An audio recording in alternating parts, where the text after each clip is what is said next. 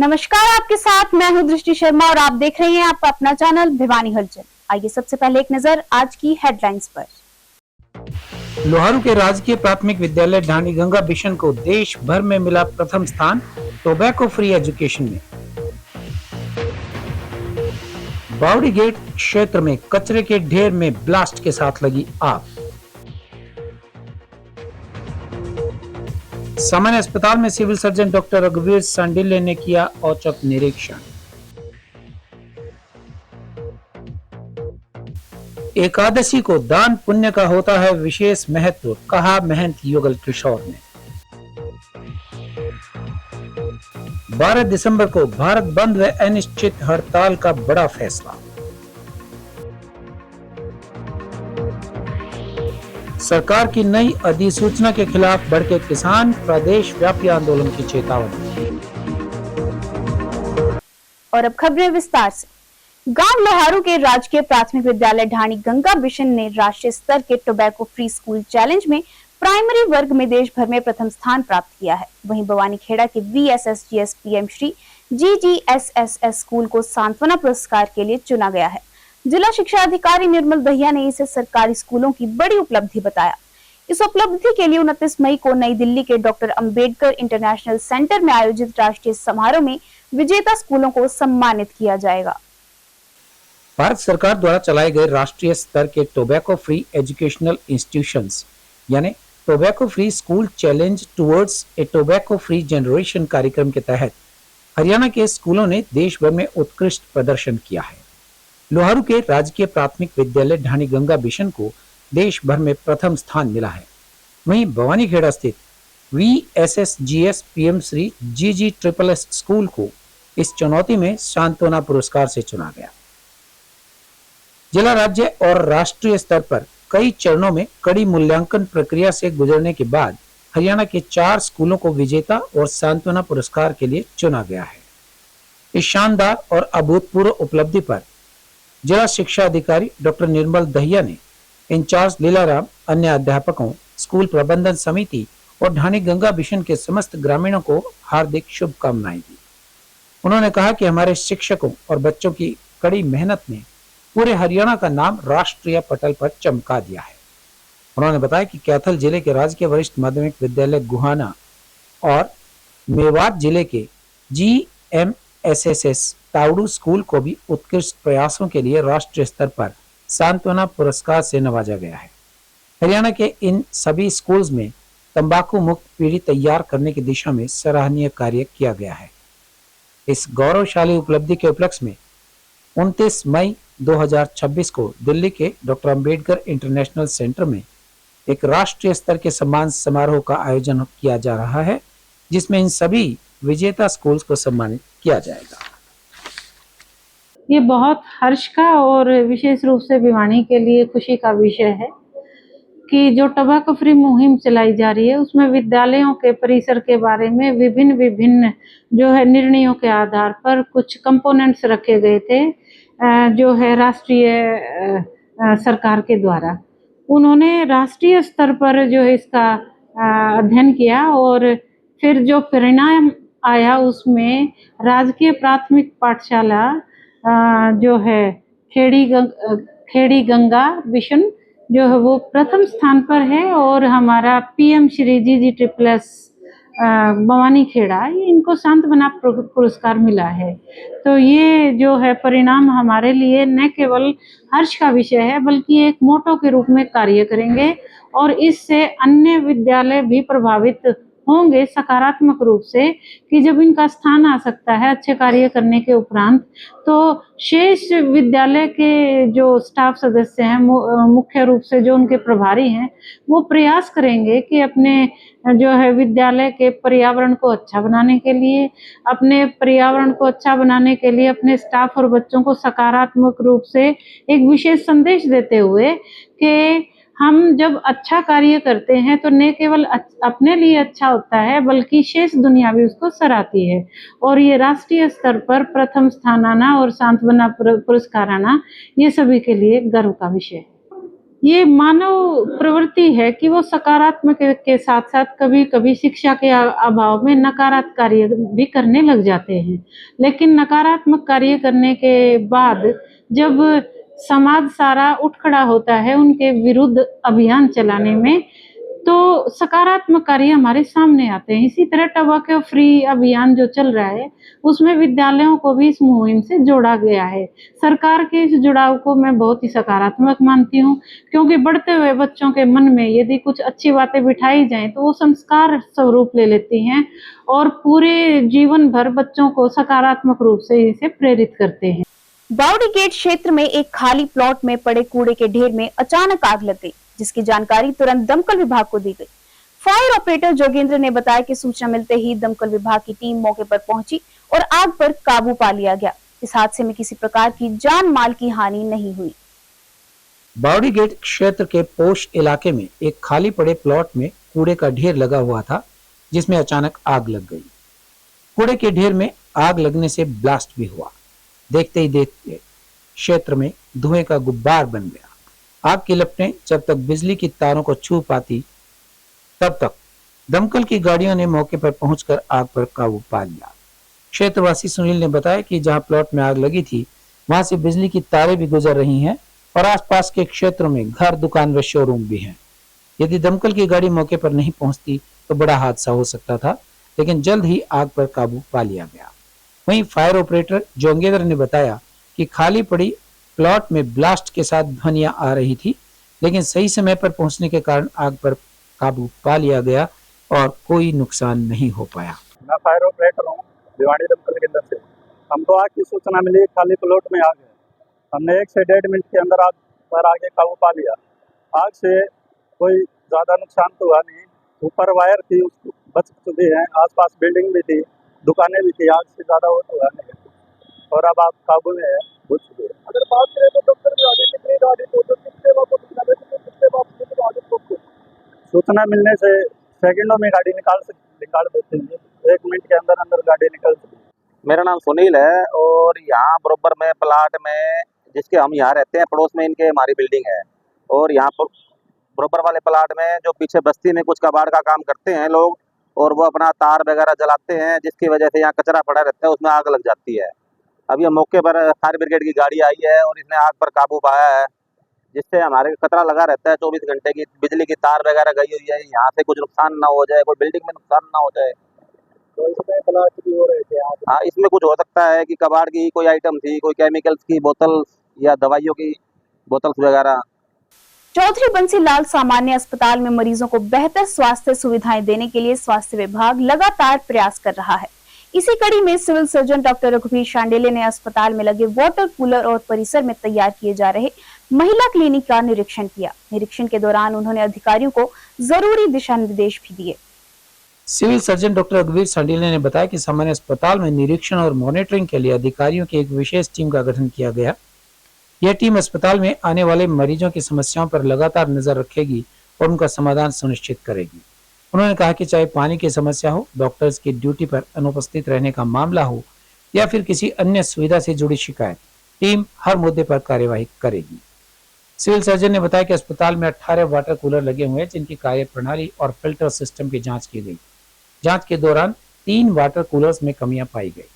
उन्होंने बताया कि सभी वाटर कूलर्स के पानी के सैंपल भी लिए गए, जो मानकों के अनुसार सही पाए गए।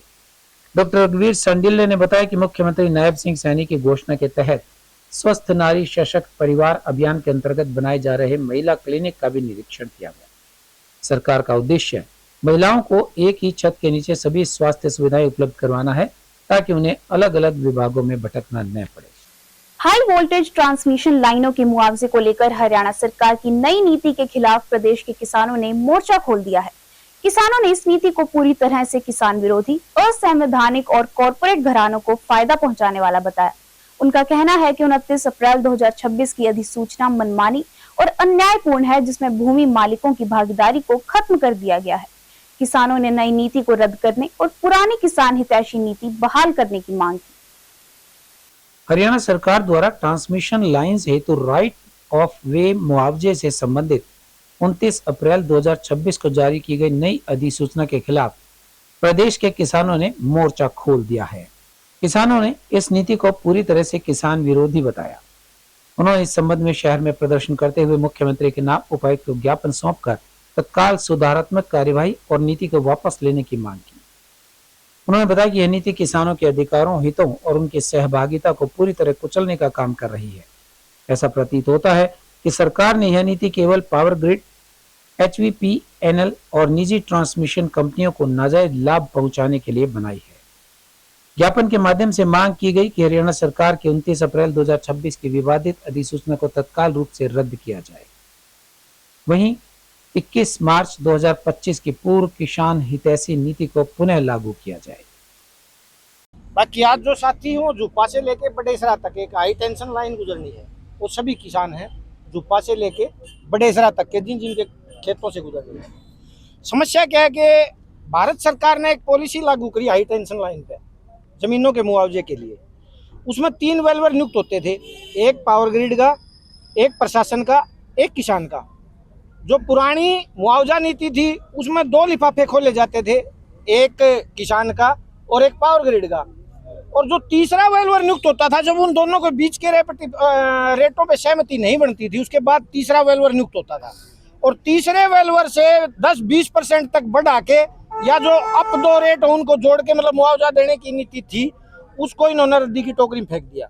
अभी 29 अप्रैल 2026 को इन्होंने उसमें अमेंडमेंट किया। अमेंडमेंट इन्होंने क्या किया कि कोई भी 2 लिफाफे लॉटरी द्वारा खोले जाएंगे, यदि उनका डिफरेंस 20% से ज़्यादा है तो तीसरा लिफाफा खोला जाएगा, या तो लोवेस्ट का 10% बढ़ा के ले लो किसान, नहीं तो तीसरा खोला जाएगा।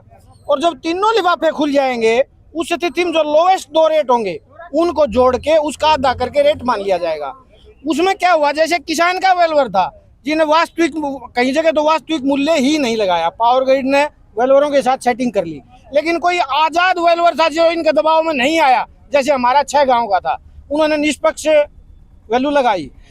तो इन्होंने क्या काम किया, जैसे उसकी वैल्यू तो लगी निष्पक्ष, उसके बाद इन्होंने दूसरा वेलवर था उसकी भी ठीक थी, इन्होंने रेट खोल दिए। SDM ने साइन करके हमारे को रेट दे दिए 6 गाँव के, तुम्हारे ये रेट है मुआवजा नीति के तहत। फिर इन्होंने हमारे साथ एक खेल खेला पॉलिसी के विरुद्ध। जो प्रशासन का वेलवर था उसकी जगह दूसरा नाम दिया गया, नए रेट मंगाए गए, दोबारा लॉटरी निकाली जाएगी, जिसमें हम सभी किसान कहीं साइन नहीं किए, बाहर आ गए। बंद कमरे के अंदर ADC ने उन रेटों को खोला, DC के आदेश थे, नया लिफाफा कंसीडर कराया गया। और उसमें क्या हुआ कि जो हमारे वेलवर के रेट थे पर एकड़ 2 करोड़ 35 लाख, वो इन्होंने सही मान लिया। जो दूसरा वेलवर नया लगाया उसके रेट नियर अबाउट 60 लाख के आसपास, कंपनी के रेट 40 लाख के आसपास। और जब लोवेस्ट 2 को मिलाने की जो पॉलिसी है उसके तहत मिला के जब रेट बनाया तो नियर अबाउट 50 लाख के आसपास, 2-4 लाख ऊपर नीचे। तो जो किसान के 2 करोड़ 35 लाख रुपए कीमत थी वह रद्दी में गई। निर्जला एकादशी को लेकर कृष्णा कॉलोनी स्थित स्वर्ग आश्रम के महंत युगल किशोर गिरी महाराज ने बताया कि हिंदू धर्म में एकादशी व्रत को सभी व्रतों में श्रेष्ठ माना गया है और इस दिन दान पुण्य का विशेष महत्व होता है। उन्होंने कहा कि लोग जगह जगह मीठे पानी की छबील लगाकर पुण्य कमाते हैं। इस दिन पूजा और व्रत करने से मन को शांति, इच्छा शक्ति और आध्यात्मिक ऊर्जा मिलती है। महंत युगल किशोर गिरी ने बताया कि निर्जला एकादशी का व्रत साल भर की 24 एकादशियों के बराबर फल देता है। इससे मोक्ष की प्राप्ति होती है और व्रत करने से वैज्ञानिक लाभ भी मिलता है। शरीर की सफाई होती है और पाचन तंत्र को आराम मिलता है। व्रत से इच्छा शक्ति बढ़ती है और मन भी शांत रहता है। उन्होंने बताया कि निर्जला एकादशी ज्येष्ठ शुक्ल की एकादशी बिना पानी के व्रत सबसे कठिन और सबसे अधिक फलदायी होती है। पापाकुंशा एकादशी पापों का नाश करने वाली होती है। महंत जी ने बताया कि शास्त्र में कहा गया है कि एकादशी व्रत के बराबर न कोई यज्ञ, न तीर्थ, न तप, न दान है। जो भक्त सच्चे मन से व्रत करता है उसे सभी तरह के सुख की प्राप्ति होती है। आज आप सभी को अधिक मास जो नौतपा चल रहा है, 3 साल में एक बारी ज्येष्ठ माह में अधिक मास का वर्णन आता है शास्त्रों के मुताबिक, और इन एकादशियों का महत्व बढ़ जाता है। अधिक मास होने के कारण एकादशी का महत्व बढ़ जाता है, जिसमें संतान वाले को संतान, यश वाले को यश और मोक्ष वाले को मोक्ष की प्राप्ति होती है।